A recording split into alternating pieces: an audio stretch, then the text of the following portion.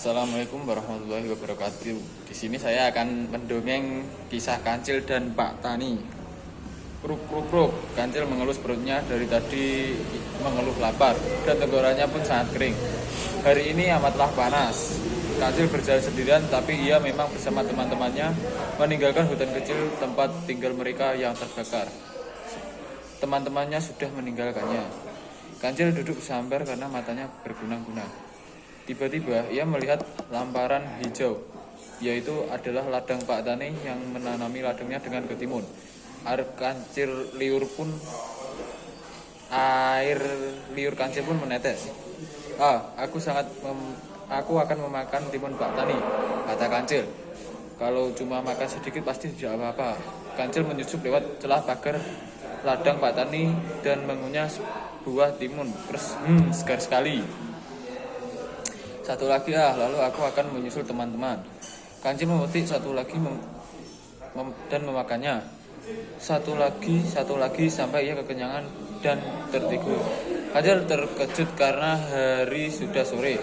Ia segera meninggalkan ladang itu. Saat tiba di ladang, Pak Tani kaget melihat ketimunnya banyak yang hilang. Aduh, tersisa sampah ujung ketimun. Aduh, bagaimana ini? Keluh Pak Tani. Aku tidak jadi panen. Siapa yang berani mengambilnya? Bu Tani berkata, kita takuti dia dengan orang-orangan, Pak. Siapa tahu dia tidak berani datang lagi. Ide bagus, Bu. Ayo kita buat sekarang. Mereka pun membuat orang-orangan dari jerami dan menggunakan baju bekas dan camping Pak Tani. Sorenya, si Kancil memasuki ladang itu lagi.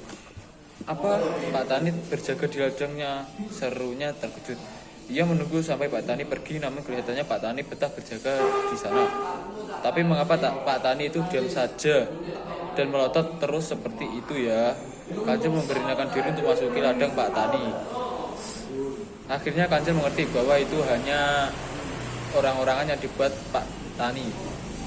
Ayo makan bersamaku Pak Tani, ajakannya dan mengambil camping orang-orangan itu. Ia makan sampai kenyang sambil nyadar ke tubuh orang-orangan itu. Setelah kenyang, Kancil segera pergi. Sorenya Pak Tani terkejut karena ketimunnya sudah dihilang. Ulah siapa sih ini? Katanya dengan geram Pak Tani. Sepertinya pencuri sudah tahu jika ini orang-orangan dan bukan bapak, kata Bu Tani. Bagaimana jika kita melumihnya orang ini dengan getah sehingga akan membuat lengket pencurinya? Lalu melumuri tubuh orang-orangan dengan getah buah nangka. Sorenya Kancil datang lagi. Wah, Pak Tani, kamu masih di situ, kata Kancil. Lalu Kancil mulai memetik ketimun dan mulai memakannya sambil menyandarkan tubuhnya. Selesai makan, ia berniat pergi, tapi badannya lengket menembak ke orang-orangan itu.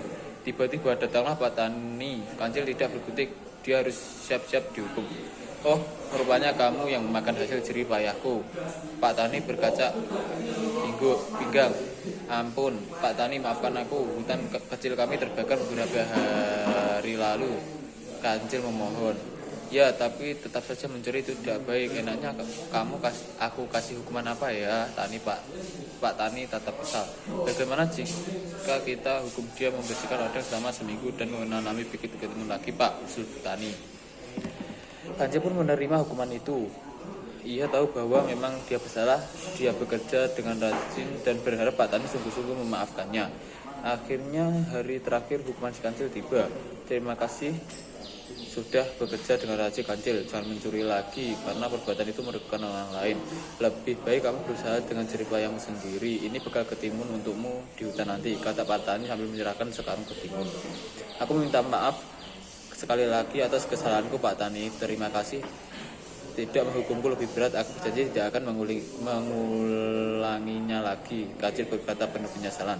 Kancil kembali ke hutan. Ketimun pemberian itu selain dia makan, tapi juga ia menyisihkannya sebagai tanam di kebunnya sendiri supaya dia juga bisa panen ketimun. Sekian dongeng dari saya. Wassalamualaikum warahmatullahi wabarakatuh.